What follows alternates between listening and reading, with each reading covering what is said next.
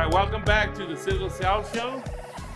If it's your first time visiting, we're glad you're here with us. And today, we're going to do something different. We're going to be doing some tortas, but there's a lot of things that are very popular in Mexico.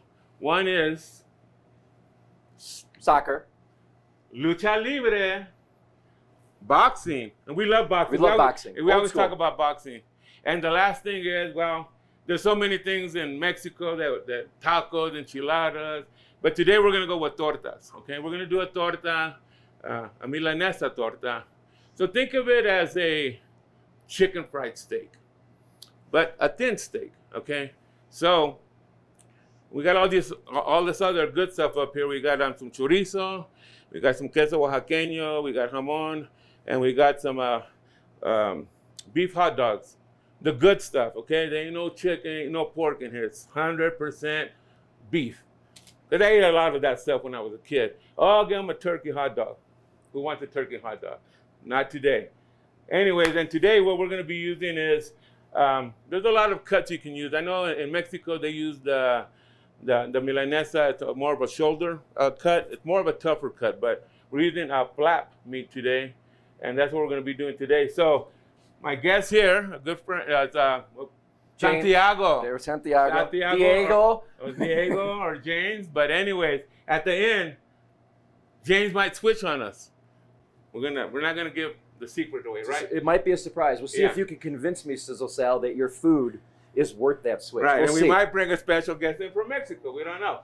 But anyways, that being said, so with Santiago, I'm gonna try to say what the name Santiago. He's gonna help me do an egg wash. So we're gonna go with he's gonna go 4 eggs. He's gonna go with a half a cup of milk and maybe some salt and pepper in there. Okay. Now, while he's doing that, the breading or the breadcrumb, I added some chile guajillo. I added some chile ancho. I added some cumin, onion, and garlic, and some salt and pepper.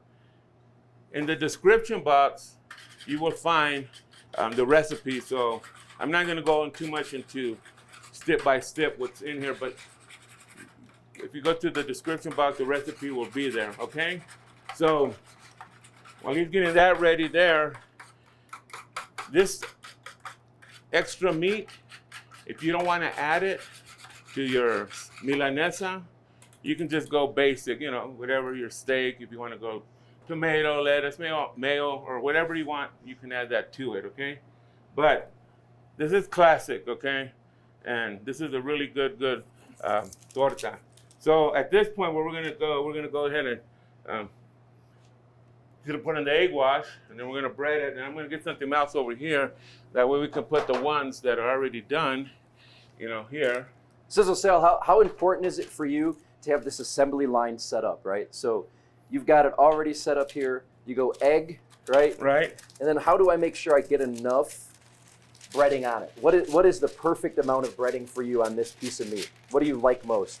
Well, I want it like 100% coated, Okay. where you don't see any meat spots. showing. No meat showing, basically. Yeah. So you say even take a little bit with my hands, cover it up, tap it on there. Just go like this, Okay. boom. Yeah, I love it. Kind of baptize it here. Yeah, baptize it in the name of the Father, the Son, the carne asada. I like it.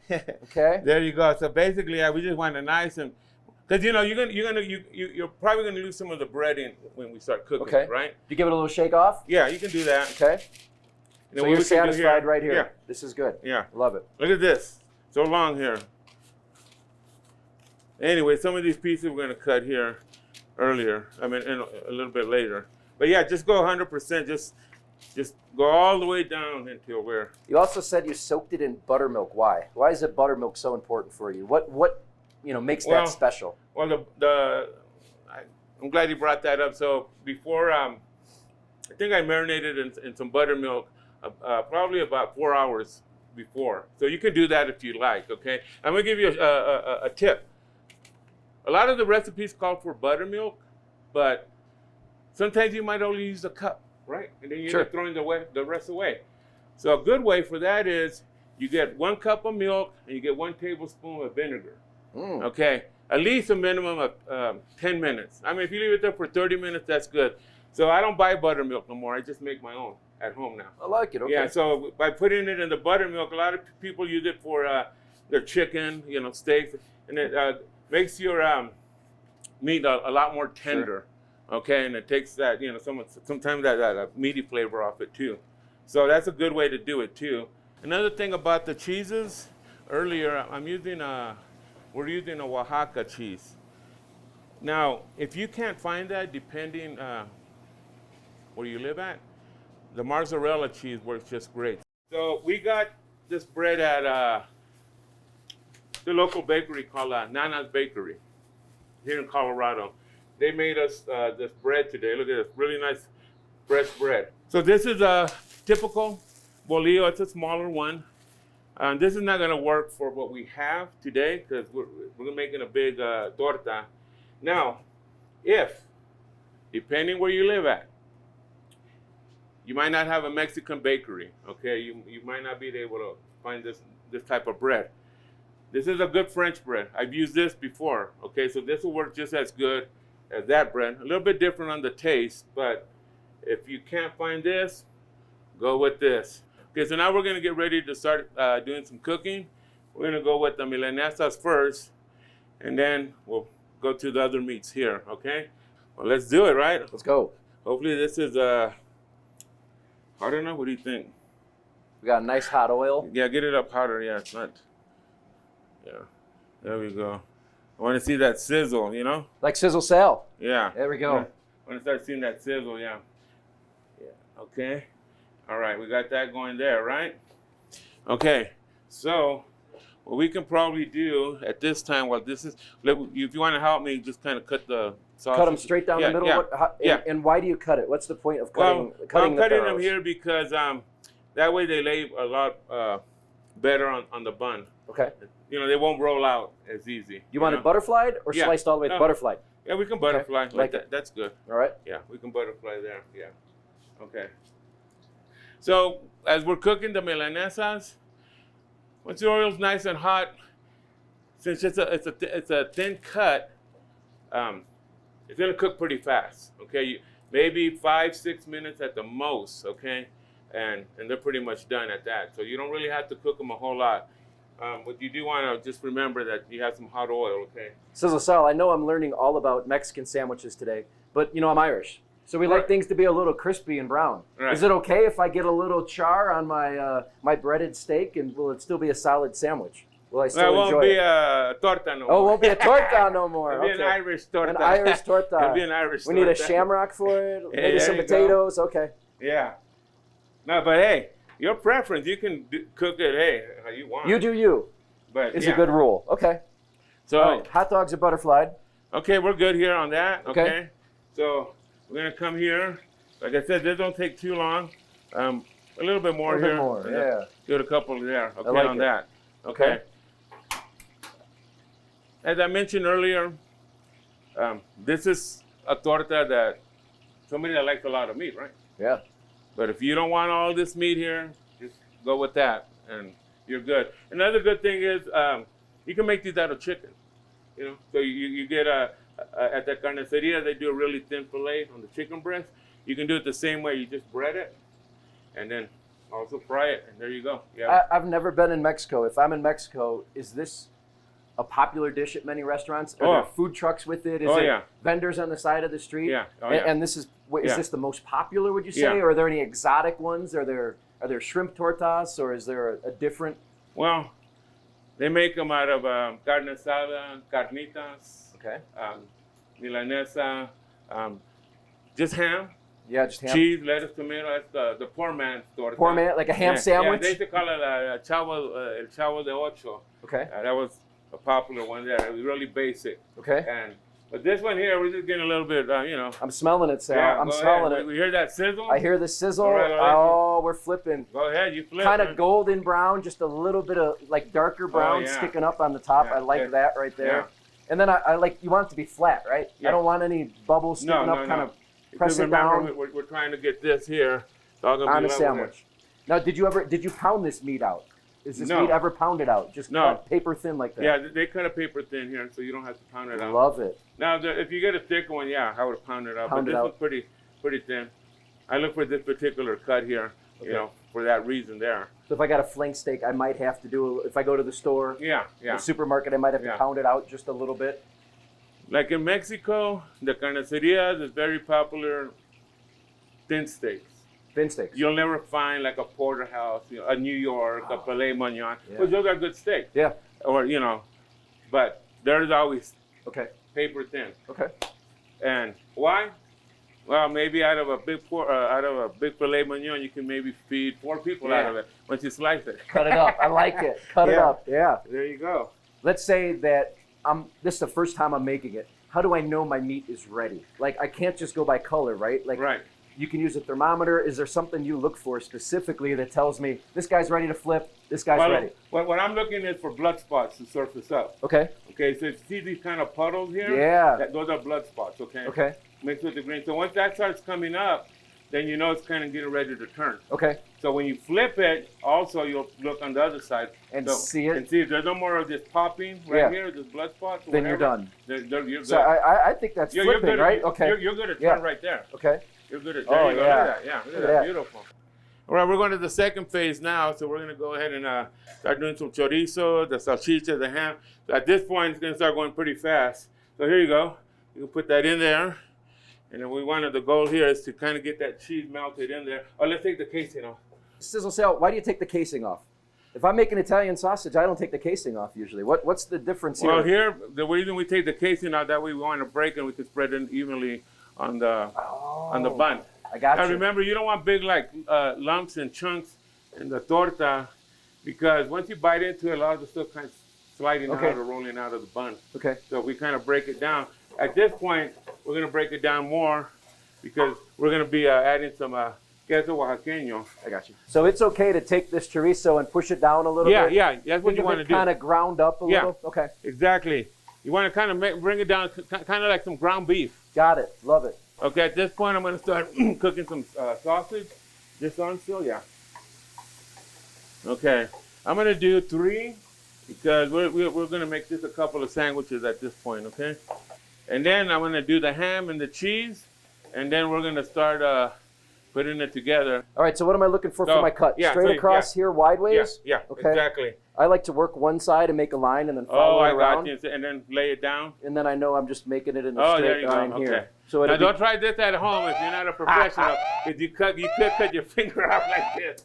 But he's been doing it for many, many years. Many scars on these hands. Many scars. I got burns here. He got scars too. Okay, so I got 2 sides. Yeah, there What's my key next? What do I want to do next? We're going to put butter on them. Okay. With the brush. Got it. And then we'll give them to our coworker over here, and she'll go ahead and toast them and bring them back. Love it. So we have what do you call that? Presses? Panini press? Panini press. We have one over there, so we're not going to use the grill to do the bread, to toast it, but we are toasting it. So if you're at home, you have a skillet or whatever, you can put the butter and toast it there on your stovetop. Now remember, this is we're in a commercial at my sister's restaurant. My sister's had this restaurant for, I'd say 10, but she says 15 years, and she's probably right. And so she lets us come up here once a month, have some fun. So if I don't have a panini press, some like hacks that I've used is I'll put some foil on the bottom of a pan, put water in it and put it on top, or you foil up a brick, and then you press that brick on top too, kind of, creates that pressure. That's another good trick. See, the nice thing is you learn from each other. That's right. So this is a beautiful torta. That's a lot going on. So we're doing the ham. Ham is the final thing we're doing here. And then the chorizo. Chorizo looks good, right? We're at a good spot, turn it on low. Okay. Yeah. There's a little brown in there. Okay, so at this point we want to put some cheese in here. So we're going to add some cheese to the chorizo, okay? We're going to do some of this here. We just want it to get like melted.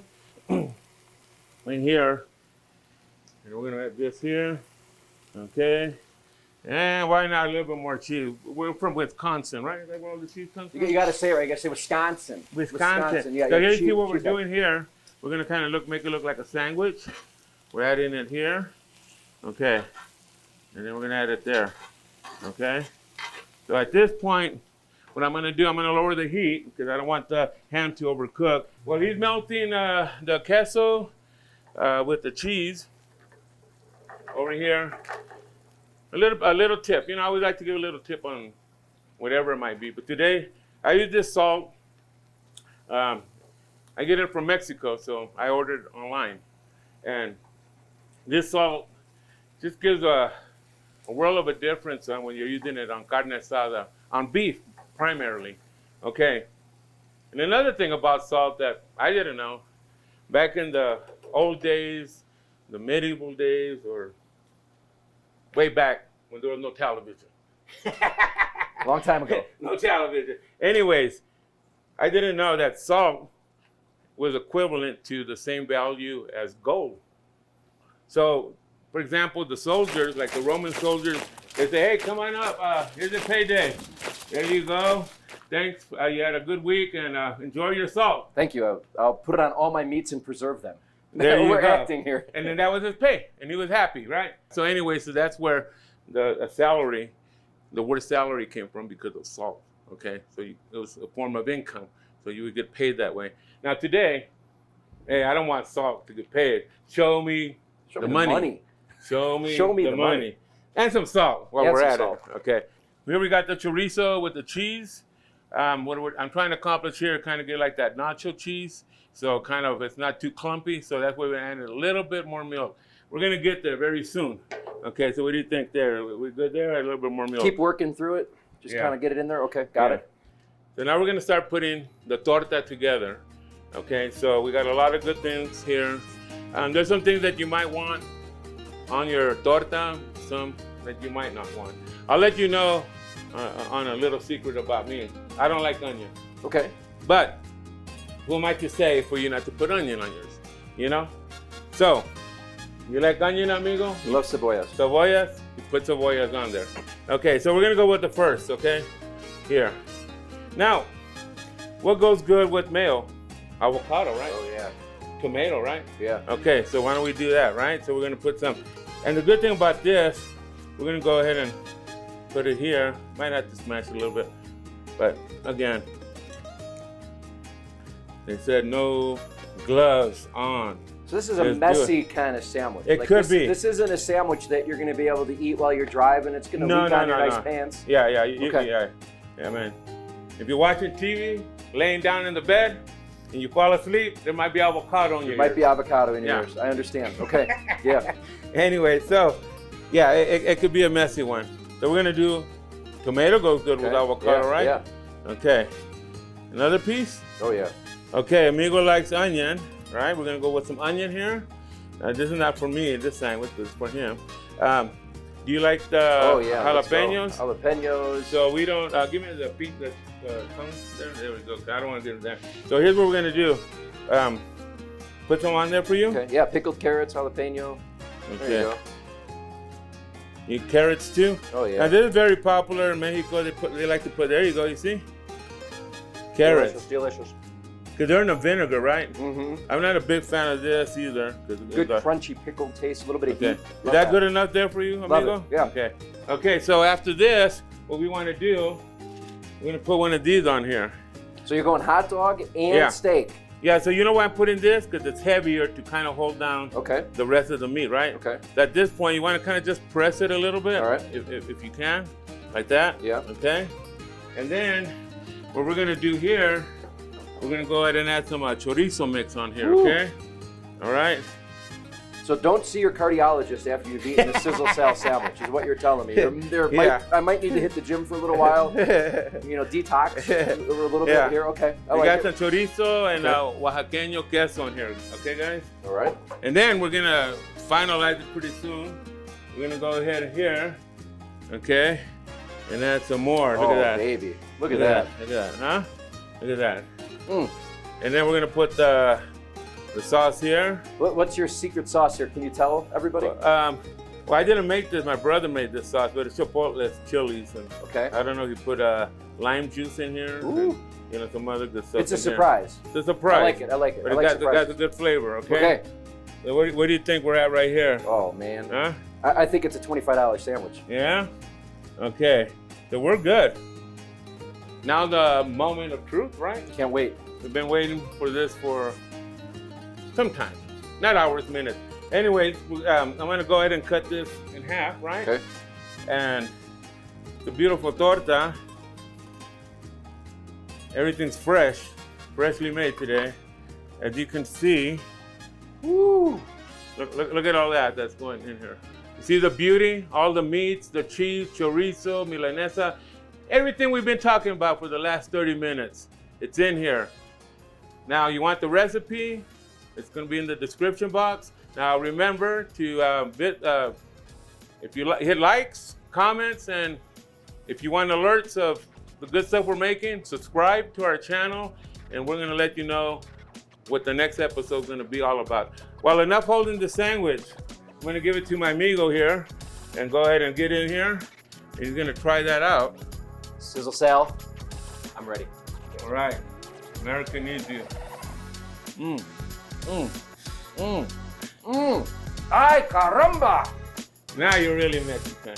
Thank you, SizzleSal. And this, we're gonna give him the nickname Santiago el Granador Mexico. There we go. Boom.